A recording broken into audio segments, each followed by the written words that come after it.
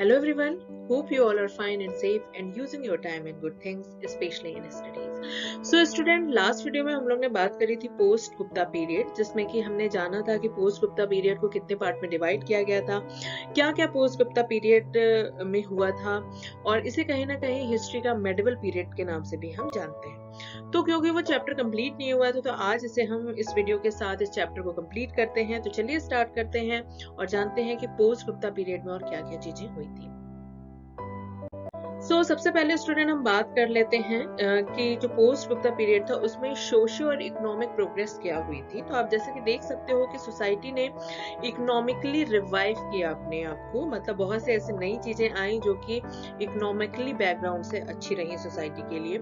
Social development हुआ and proliferation of the number of caste जो बने हुए थे अभी तक, जो 4 वर्णों में समाज का बंटवारा था, उसमें भी थोड़ा प्रसार होना शुरू हुआ और कई नई कास्ट जो है वो डेवलप हो गया है, जिसमें से कि आप देख सकते हो जो लोकल ट्राइब थे उन्हें शूद्र की पदवी दी गई और उनके लिए उस हिसाब से काम सौंपे गए।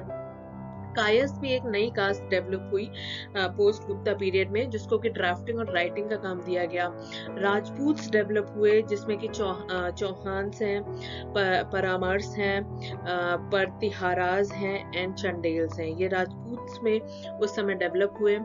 और जो resource were obtain from the producer, जो रिसोर्स थे, संसाधन से थे, उनको ज्यादातर हम प्रोड्यूसर से लेते थे, जिसमें कि पीजेंट्स किसान रहते थे, कैटल कीपर्स होते थे, ट्रेडर्स होते थे और आर्टिशियन थे। तो इस हिसाब से सोशियो इकोनॉमिक प्रोग्रेस हमें पोस्ट गुप्ता पीरियड में देखने को मिलती है।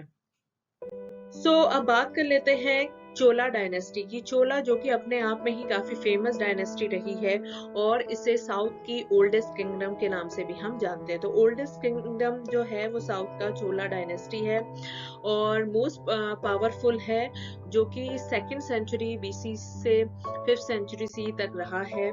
माइटी एम्पायर ड्यूरिंग AD 1000 से AD 1200 के बीच में रहा है। Main Chola part was Kaveri Pattinam and पुल्लार रहे हैं साउथ के, और उस समय जो किंग होते थे उन्हें इलेरा के नाम से हम जानते थे। इलेरा एज अ किंग के नाम से हम जानते थे चोला डायनेस्टी में। लास्ट किंग जो रहे चोला डायनेस्टी के वो थे कुलोटुंगा, जो कि रूल किया था उन्होंने 1070 AD से लेके 1122 AD तक। Chola empire started disintegrating, it retain much smaller territorial area. फिर धीरे धीरे इसके अस्तित्व समाप्त होना शुरू हो गए थे।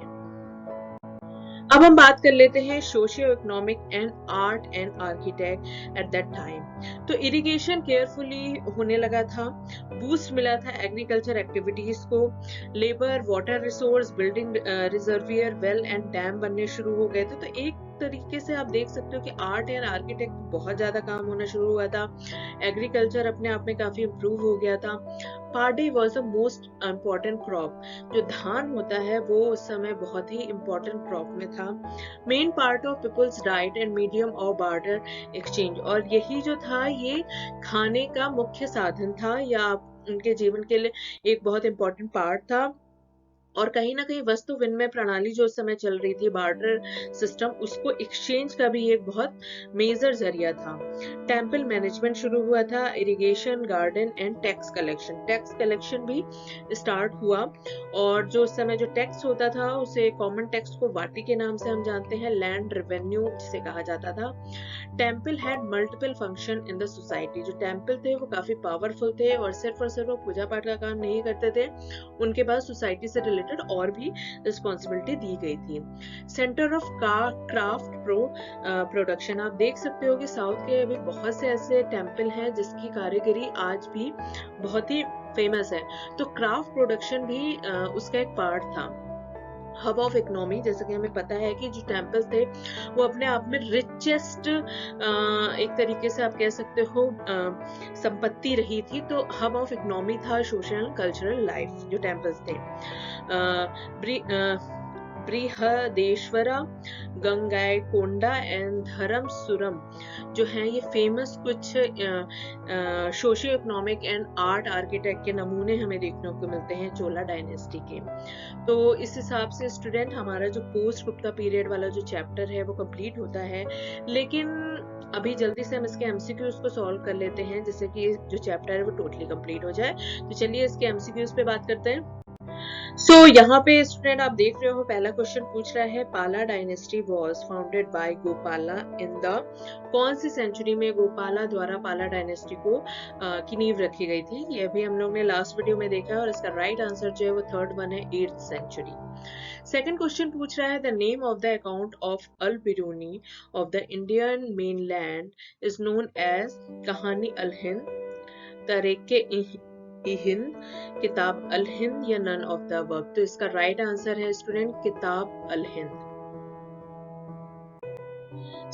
थर्ड क्वेश्चन है स्टूडेंट इस चैप्टर का, ये पूछ रहा है the form of taxation where it is the villagers duty to provide food to state officer is known as वाटी, इकोरू, मुटियाल और कदामई। तो इसका जो राइट आंसर होना चाहिए स्टूडेंट वो है इकोरू। इकोरू जो था वो एक टैक्सेशन का सिस्टम था जहाँ पे विलेजेस की ये कर्तव्य था कि वो स्टेट ऑफिस में फूड को प्रोवाइड करें।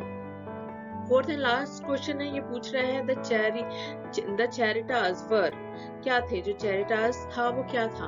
Account of the life of greater and powerful man, account of the life of divine beings, account of the life of ordinary people and account of the life of ruling king ascenders. तो इसका जो right answer है student first one है account of the life of greater and powerful man. तो student I hope आपको post Gupta period वाला जो आपका चैप्टर है वो क्लियर हुआ होगा और इसके एमसीक्यूज के साथ ये चैप्टर आपको आई थिंक ज़्यादा समझ में आया होगा।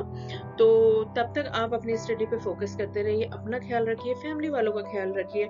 मिलते हैं हम अपने नेक्स्ट वीडियो में। Till then take care and bye.